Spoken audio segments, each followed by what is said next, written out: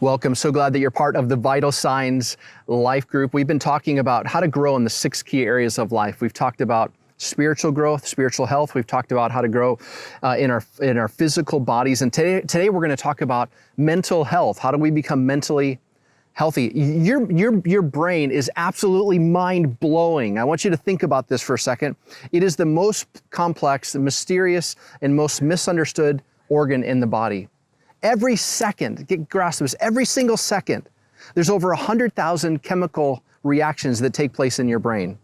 There's over 100 billion with a B, 100 billion brain cells that you have. Every single day, your brain processes between 60 and 80,000 thoughts every single day. It is incredibly powerful. It is more powerful than the largest and the fastest computer that we have in the world. It can solve more complex problems and difficult problems and discover great discoveries, create unbelievable things. In fact, researchers have found that your brain can actually store 4.7 trillion books of information. I mean, just mind-blowing. It's something that is unbelievable. So the question that I want to ask you this day is this. It's how are you stewarding this incredibly powerful gift that your good God has given you, your mind? So how are you doing mentally? My concern is this: so many of us are struggling with all that's going on, the lay of the land, with anger and fear and loneliness and depression and discouragement. Are those things are at an all-time high because of COVID and racism and politics and all the different things that we are facing. In fact, there is an all-out war on your mind. In fact, marketers spend billions and billions of dollars to capture your attention. You're constantly being bombarded, constantly being attacked. In fact, by marketers, and television stations are trying to capture your attention, and social feeds are trying to capture your attention, and politicians are trying to capture your attention, and your enemy is trying to capture your attention. Our minds are they're in a battle, and we're in a war. There's a fierce battle, and that is for your mind. And you say, Eric, why? Because whoever gets your mind gets you. Whoever gets your mind gets you. Listen to what 2 Corinthians chapter 10 says about this very thing.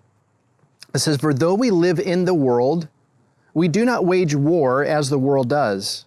The weapons we fight with, they are not weapons of this world. They're not guns and swords and knives. On the contrary, they have divine power to demolish strongholds.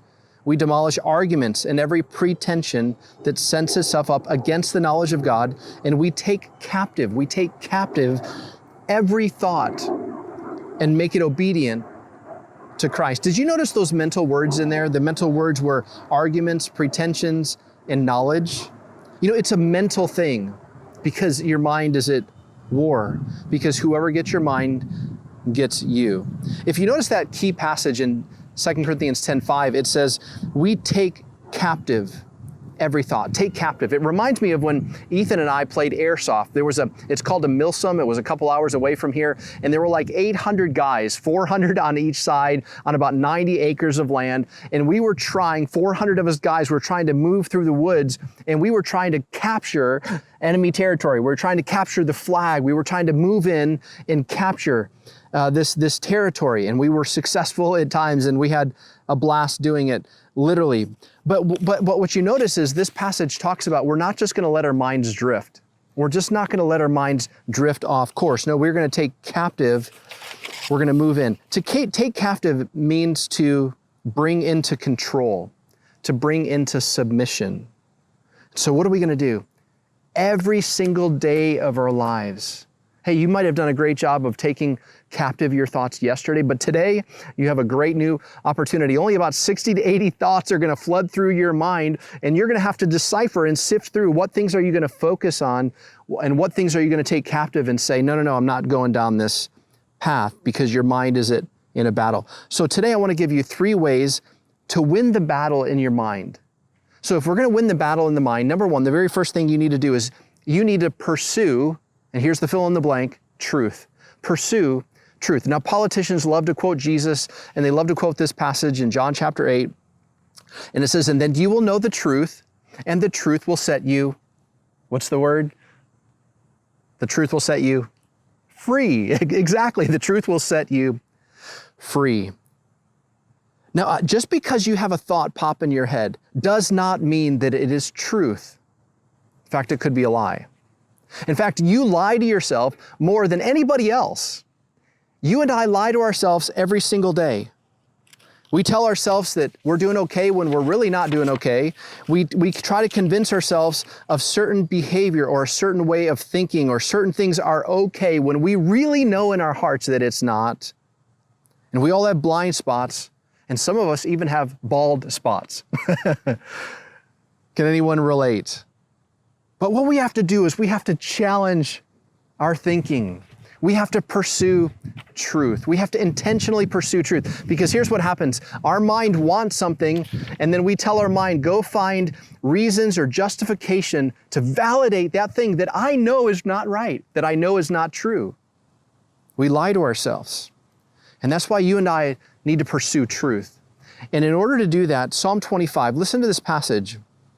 Psalmist is writing, he says, show me your ways, O Lord. Teach me your paths. Guide me in your truth. There it is again. Guide me in your truth and teach me, for you are God, my Savior, and my hope is in you all day. May we have a desire to live lives and pursue truth instead of living a lie, instead of living. See, because here's the problem. Sometimes we don't see things as they are. It's been said, we see things as we want to see things. In fact, what's interesting about the brain is your brain has more impulses that come from your brain. When you look at something, there are more impulses coming from your brain, out of your brain to your eye, rather than from your eye to your brain. In other words, your brain is telling your eyes what to see. Your brain is telling your eyes what to see. In other words, you see things as your brain wants to see them. In fact, the filter through which you and I see things is based on our past experience, our past hurts, our past wounds, disappointments. It's like wearing glasses that are fogged up or that have dirt on them, and we need to clean them off so that we can actually see rightly. That's this idea of pursuing truth. May you and I say, God, would you clean my heart so that I can see rightly, so I can see truth. Instead of just jumping to conclusions, challenge our thinking. Ask, is it true what I'm actually processing? Pursue truth, number one. Number two, if we're gonna win the battle. Number two, we've got to guard like a fortress. We've got to guard our minds. Guard our minds. You know the old adage, garbage in, garbage out. Listen to Proverbs. I love this. It says, a wise person is hungry for truth. There's truth again. While a fool feeds on trash. A fool is feeding on trash. And there's three things that we can do with our minds. We can feed our minds three types of food. Number one, we can feed our minds healthy food.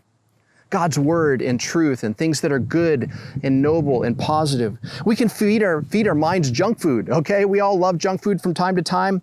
Gossip and drama and negative things. Our minds kind of drift toward negative food. But we've got to be cautious.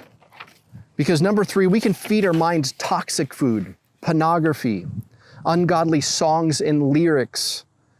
And you say, Eric, well, what's wrong with that? Well, it's going to poison your mind. See, negative thinking will produce a negative life. Notice Psalm 101, it says this, I will set nothing wicked before my eyes.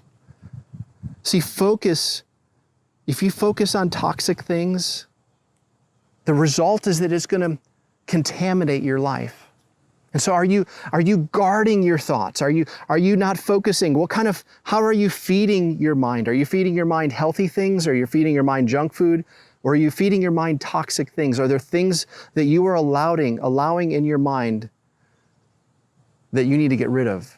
Because honestly, it's poisoning you. In fact, Ephesians chapter 4, it says this. It says, I want you to get rid of all bitterness. I want you to get rid of all rage, get rid of all anger, get rid of all brawling, slander, along with every form of malice. Why? Because if you and I don't get rid of those things out of our minds, then we will simply look through that lens. I'll look through the lens of anger. Hey, if you're angry at someone and you're looking to find fault, you will find it everywhere. If you're angry and there's unforgiveness, you're going to look through the lens, through the filter. That's why Paul is saying you've got to get rid of these things so that it's not impacting your life. See, many times the problem with our lives is simply a problem with our thinking. Why? Proverbs 23 says this, "For as he thinks in his heart, so is he."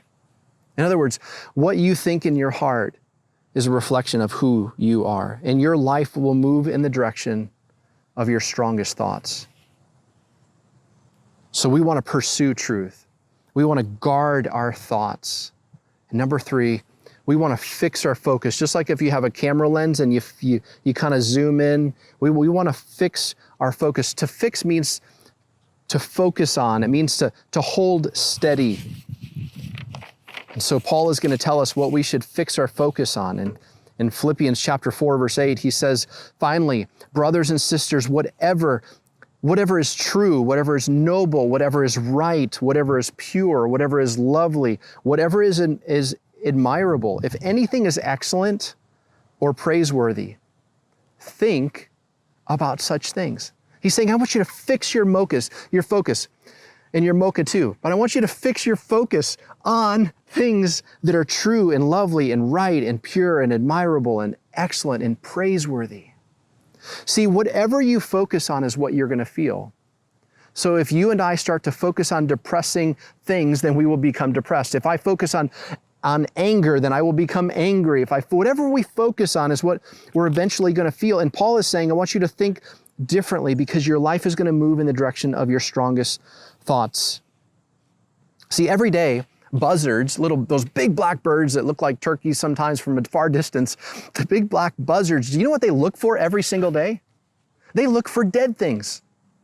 They look for dying things. But do you know hummingbirds? Do you know what they look for? Hummingbirds look for sweet nectar. They look for sweet things. And every single day of your life and every single day of my life, you and I will have an opportunity to look for dead things, or you and I will have an opportunity to look for good things. So where do you spend most of your time focusing on? Are you looking for the good things, or do you find yourself naturally drifting toward the negative or the cynical things? Because your mind and your life is going to go in the direction of your strongest thoughts. And if you are going to win the battle in the area that matters most, then there's 3 critical things you have to do. I want to encourage you to pursue truth. Are you pursuing truth? Let me ask you a question. Where are you lying to yourself? Number 2, are you guarding your thoughts? What are you filling your mind with? And number 3, I want to encourage you to fix your focus. Fix your focus on those things that are positive and true and lovely and right. See you next week.